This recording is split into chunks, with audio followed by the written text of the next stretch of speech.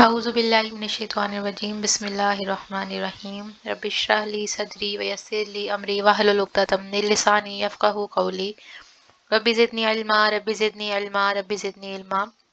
अस्सलामु अलैकुम वरहमतुल्लाहि वबरकातुहू। उम्मीद है कि आप सब खैरियत से होंगे। हमने लास्ट टाइम जो है वो हाइपोथेसिस तक साइंटिफिक मेथड को देखा था। आज इंशाल्लाह उससे नेक्स्ट जो है वो स्टार्ट करते हैं डिडक्शन से। अब साइंटिस्ट ने जो है वो एक हाइपोथेसिस जनरेट कर ली है। अब देखते हैं कि नेक्स्ट स्टेप में क्या होगा। Such logical results of hypothesis are called deductions, यानी कि अब वो कुछ लॉजिकल रिजल्ट्स निकालेंगे उस हाइपोथेसिस में से। किस तरह निकालेंगे उसे आके देखते हैं। Usually deductions follow the pattern of if then statement. Scientist assume that if hypothesis is true then what might be the results। इसमें साइंटिस्ट क्या अज्यूम करते हैं कि अगर हमारी ये हाइपोथेसिस ठीक है तो इसके क्या रिजल्ट्स आने चाहिए। जिस तरह फॉर एग्जांपल हाइपोथेसिस है कि leaf discoloration and stunted growth in a plant are caused by deficiency of iron in the soil.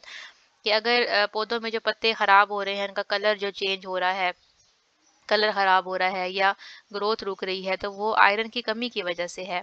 ये हाइपोथेसिस उन्होंने बनाई है। तो रिडक्शन इसकी क्या बनेगी कि if iron deficiency is causing the symptoms then adding iron to the soil will improve the colours of leaves and promote plant growth.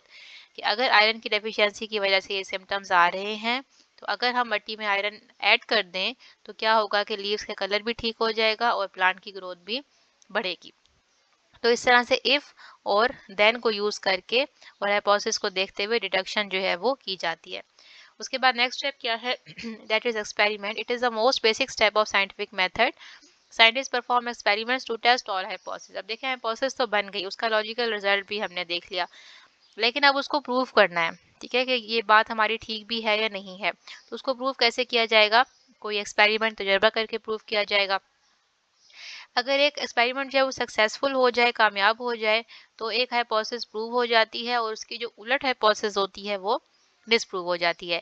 The incorrect hypothesis are rejected, उसको जो है वो ज़ाहिर फिर नहीं माना जाता। And the proved one is accepted, और जो ठीक हो जाती है उसको जो है वो एक्सेप्ट कर लिया जाता है, मान लिया जाता है। Scientist make new reductions from the accepted hypothesis. पे ज़ाहिर है उससे जो है वो जब एक तजर्बा कामयाब हो गया, कुछ रिजल्ट्स आपके पास आ गए, तो उससे मजीद भी हाइपोथेसिस फिर जनरेट की जा सकती हैं। Then they perform further experiments and confirm the correctness of hypothesis. फिर दोबारा से उनके ऊपर तजर्बा किया जाएगा और देखा जाएगा कि क्या ये हाइपोथेसिस ठीक है या नहीं है।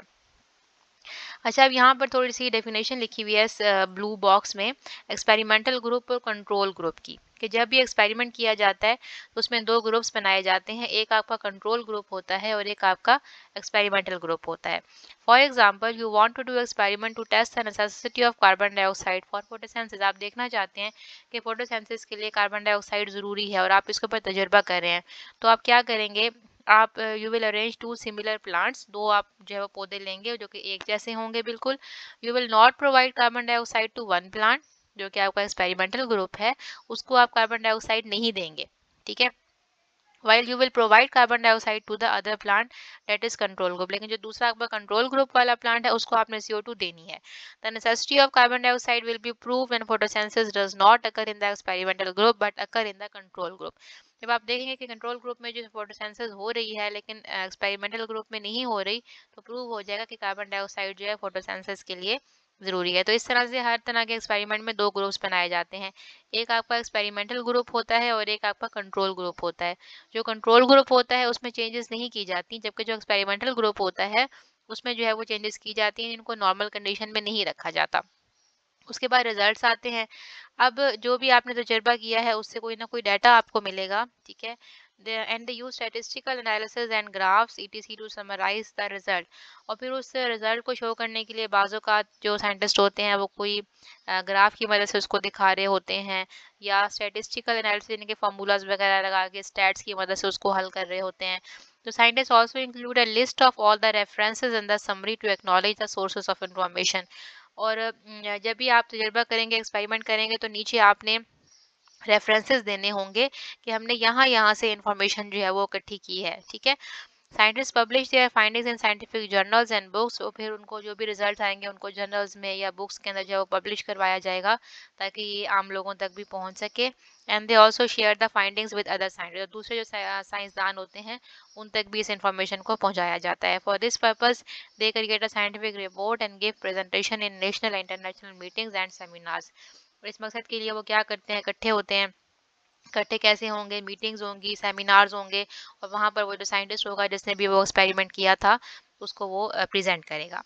नेक्स्ट है थ्योरी एंड लॉ।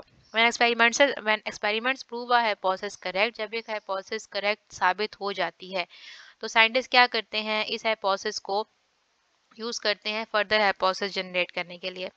जब न्यू hypothesis भी अगेन प्रूव हो जाती है बाय एक्सपेरिमेंट, तो जो ओरिजिनल hypothesis होती है वो थ्योरी बन जाती है, यानी कि एक तरह से स्टैंप लग जाती है कि ये बात जो है वो बिल्कुल सही है, तो वो hypothesis से थ्योरी बन जाती है। A theory is supported by extensive evidence and is repeatedly validated by multiple researchers. Theory कोई hypothesis कब बनती है, जब उसके ऊपर बहुत ज़्यादा उसके जो है वो सपोर्ट में सबूत मिले हों, ठीक है, एक्सटेंसिव एविडेंस हो, बहुत ज़्यादा एविडेंस हो, और इसके अलावा बार बार मुख्तलिफ रिसर्चर्स ने उसको वैलिडेट किया हो, प्रूव किया हो। For example the theory of evolution explains how species change over time through natural selection, ये थ्योरी की एग्जाम्पल है। Scientist keep on testing the theories by doing experiments, scientist जो है इस थ्योरी को क्या करते हैं कि बार बार तजर्बात से इसको मजीद प्रूव करने की कोशिश करते हैं। And they try their best to disprove the theory, वो कोशिश क्या करते हैं कि ये डिसप्रूव हो जाए कि ये गलत बात है। लेकिन जब बार बार एक्सपेरिमेंट से वो थ्योरी जो है वो सही साबित होती है, if a theory is proved again and again by experiments, तो क्या होता है, फिर वो लॉ या प्रिंसिपल बन जाती है। A scientific law is a uniform और कांस्टेंट फैक्ट ऑफ नेचर।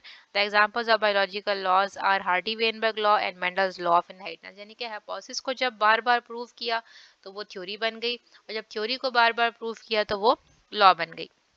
अब यहाँ पे देखें एक की बनी हुई है, इसमें सारा इसको समराइज किया गया है कि एक बायोलॉजिकल प्रॉब्लम थी, उसको सबसे पहले ऑब्जर्व किया गया, ऑब्जर्व करने के बाद एक हाइपोथेसिस बनाई गई, हाइपोथेसिस के बाद एक इफ देन स्टेटमेंट की मदद से डिडक्शन बनाई गई, फिर दो ग्रुप्स लेकर एक्सपेरिमेंटल और कंट्रोल ग्रुप लेकर एक्सपेरिमेंट किया गया, उसके कुछ रिजल्ट्स आए। अब अगर तो वो तजर्बा नाकाम हो गया तो फिर दोबारा से ये वाला स्टेप आ जाएगा, यानी फिर से नई हाइपोथेसिस बनानी पड़ेगी। लेकिन अगर रिजल्ट प्रूव हो जाते हैं तो फिर क्या होगा, ये चीज़ें रिपोर्ट होंगी जिस तरह हमने पीछे पढ़ा है। उसके बाद फर्दर टेस्टिंग से अगर वो मज़ीद प्रूव हो जाए तो वो थ्योरी बन जाती है, और थ्योरी को अगर फर्दर टेस्टिंग करके प्रूव किया जाए तो वो लॉ या प्रिंसिपल बन जाती है। तो ये हमारा साइंटिफिक मेथड यहाँ पे कंप्लीट हो गया। आगे इस एग्जांपल है, इसको हम कोशिश करेंगे इंशाल्लाह एक ही लेक्चर में कवर करेंगे, बिकॉज बेसिक स्टेप्स जो हैं वो तो हमने कवर कर लिए हैं।